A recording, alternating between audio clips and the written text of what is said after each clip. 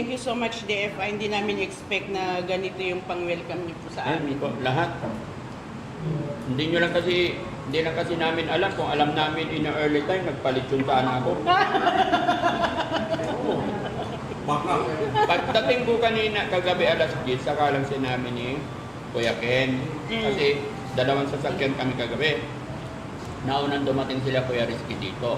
Kasi ang pasyenteng karga nila si Tatay Rudolph. Inatid pa and then, ano oras kayo nakarating dito, Kuya Ken? 7:30. So dumating ako alas 10, past 10 na. Sinabi sa akin na may darating. So hindi ko pa siniseryoso. Pero ngayong umaga, niremind nila ulit. Ay naku, maligo na pala ako.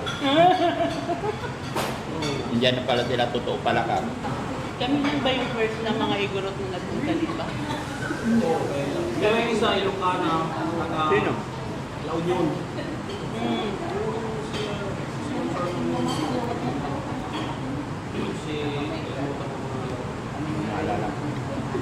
Ano namang masasabi mo? Masarap. Oo, so proud. Proud kami yung una. Pamihan ito, English. Buti nga eh. Gumanang loob namin Tagalog. Lahat po na nagpupunta dito, ni-welcome na wala kaming pinipili. Dahil si Daddy Bram gusto niya maraming kaibigan. Hanggang kaya po. Si Ma'am Inday, ilang araw siya dito? 3 days. 3 days. Next vacation ko, 1 month ako dito. Oh, walang problema. Kung maubos mo lahat yung bigas na yan. Hindi na ako magtitira. Thank you po. Sutat ka, Thank you po. ma'am. Tinidor.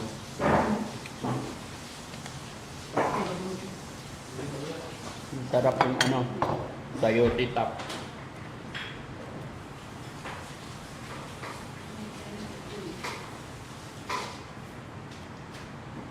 Yun lang yung trabaho ni Ate Peli dito eh.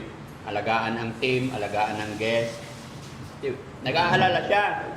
Nung wala na yung beneficiary namin, baka tanggalin mo na ako, wala na ako alaga. Sabi ko, ano ka ba? Sa dito ka sa bahay. Mabait naman si DFA. Nagata, sabi. Pinagkakalooban tayo ng Panginoon ng kalakasan. Sige lang. Kumusta pa ng bahay mo, Ate Peli? Kumusta yung bahay mo pinapagawa? Ha? Ay, ninto mo. Bakit tumawag yun? Hindi, mag-iipon muna ako. Ipon ulit.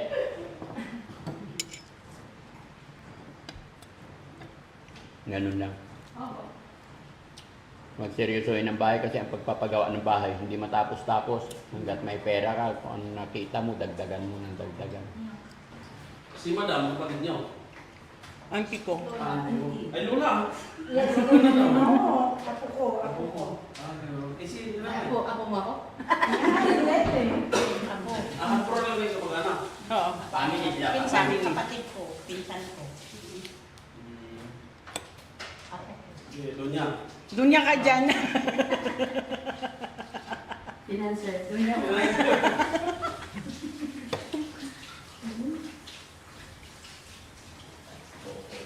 Huwag makabusok yun. Oo, maluntog. Ngayon lang. Nag-iisa lang to. Double na eh. Ay, doon pa. Lalaki babae.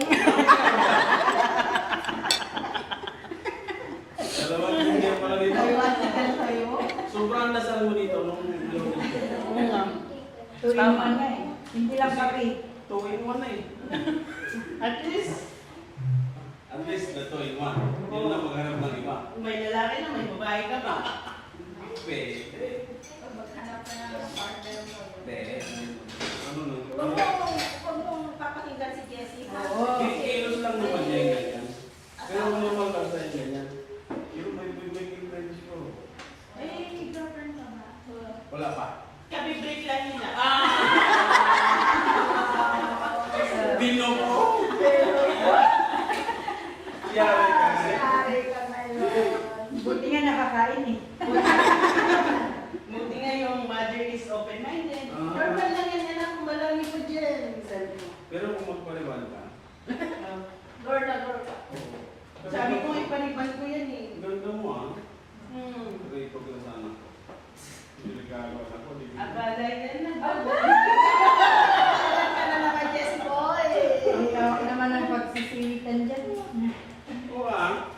Ang ano yan, ang hirap buksan. Ay, Ilan taon na ito? 25 na. Ulit tama lang. Anak mo. 19, 2000. O, bigyan mo na sa papa mo yung Facebook mo. 2000 ano? Ano yun? 19, 2000? 2001. 2001. 20. 26 na. O, tama. Pwede na. Pero pare-pan ko muna. Ay, bukas. Pare-pan ko muna. Ay, Revan. Sama ba yan? Sama.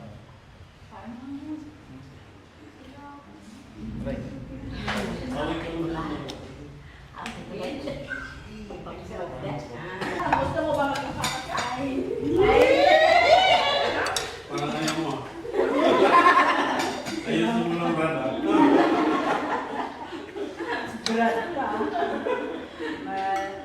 Ay, huwag na po kayo magligpit, ma'am. Naku. Lalayas yung mga alaga namin. Hayaan nyo lang si Ay.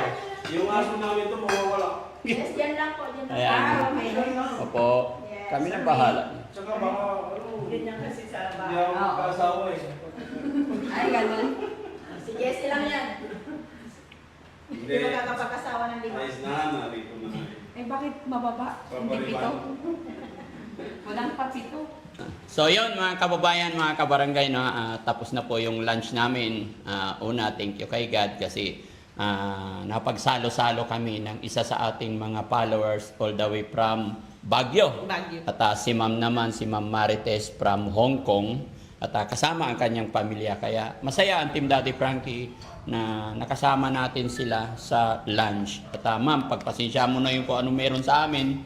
Gaya ng aking sinabi, ganito lang po ang Team Daddy Frankie. Lahat ng bisitang pupunta dito, kung ano yung pagkain namin, pagkain din. At tiyempo, kung taon na meron, kung wala, pasensya.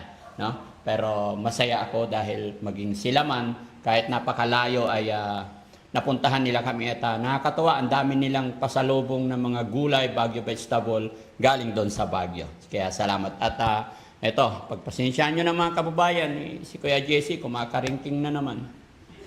O, intay-tahimik kunwari. So, ano masasabi naman ni ma'am at nakapasyal siya dito sa bahay ng Team Daddy Frankie? Ma'am, pahawak lang po. First of all po, thanks God po at nakarating kami ng safety kahit maulan sa amin, foggy. Thanks God at nakarating kami dito kay Daddy Frankie. Second po, thank you po kay Daddy Frankie kasi hindi ko ini-expect na ganyan kami i-welcome ni Daddy Frankie. Sobrang bait pala. Hindi ako nagkamali na pina-follow ko siya everyday, pinapanood ko siya everyday pag nasa work ako sa Hong Kong.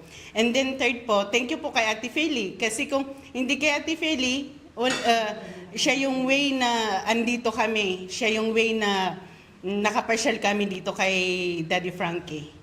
And sa lahat po ng mga friends ko sa Hong Kong, pa-follow po si DF. Hindi po kayo ang bait-bait po niya. Yan po. Salamat. Si Kuya Jesse naman. Kuya Jesse, yung gatas ng anak mo. Pinapawisan tuloy. Joke lang po, mga kababayan. Hirap pala. Pag namuko. Ay mga taga Igorot dyan sa Baguio. Magandang araw sa inyong lahat. Grabe. Sobrang bait ng mga taga Igorota. Grabe mga taga Baguio. Dami kong followers sa Baguio. Hindi na natin banggitin yung mga unang panahon. Hanggang ngayon, friend ko pa rin sila. Maraming salamat sa inyo. At ma'am, sarami si ma'am. Di ko alam na Igorot din pala si ma'am. Hindi. Unang dating pa lang nakita ko, maganda. Magaganda ang Igorot. Talaga. Oo talaga. Totoo yan. Totoo yan. Hindi biro yung magaganda ang mga Igorot. Si Mapuputi. ma'am, okay lang po kayo dyan, ma'am. Kanin pa. Kanin pa kanin. Joke lang yun, joke lang po. Part lang po ng video natin yung mga kababayan para mapasaya. Actually, gusto na umalis pero ayaw policy ni Kuya Jesse. Lapit mo kunti.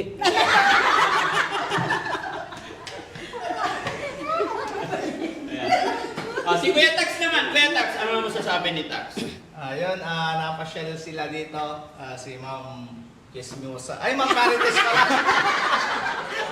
Sorry, Ma'am Marites. Marites lang po yung pangalan Lang nila. nakita. Test lang muna. Test lang muna. Otis lang, kasi si Ma'am Marites. Salamat po sa mga kababayan natin, mga Igorot dyan. Kaya tama si Daddy Frankie, nagagandahan sila kasi alam nyo ang history ng mga Igorot. mga napangasawa niya, mga Korean. Maraming Koreano dyan sa Baguio. Kaya ang gaganda ng kutis nila. Siyempre, tama rin si Ma'am Marites na tama yung nasaksiyan niyo, ma'am, na lahat na mabait si Daddy Frankie. Kasi hindi lang po kayo yung pinaunlakan dito. Maraming beses na, maraming tao na, marami nang bumisita rito na pinuunlakan. Basta i-schedule niyo lang si Daddy Frankie, hindi kayo yung tatalikuran. Bukod din sa mahingi ng tulong, sa mga pumapasyal sa kanya, sa mga sponsor niya, marami na pong pumunta rito. Pang 1,001 na ata kayo. So yun, tama po. Kaya maraming salamat sa inyong lahat, sa mga kababayan natin taga Baguio. Sabi natin, hindi lang itong una. Pupunta pa kayo sa house blessing ni Kuya Oliver. Loobin naman ng Panginoon na makarating din sila, no? Para makita nila si Kuya Oliver, sabi nila. Kaya lang problema, sabi ni Ma'am, si Kuya Oliver tsaka si Kuya JJ. Pero abangan natin anong mangyari, no? At saka, yon, sa mga makapanood ng video ito, wala pong tinatangi, walang pinipili ang Team Daddy Frankie. Lahat welcome, no? Yan. Maraming salamat po.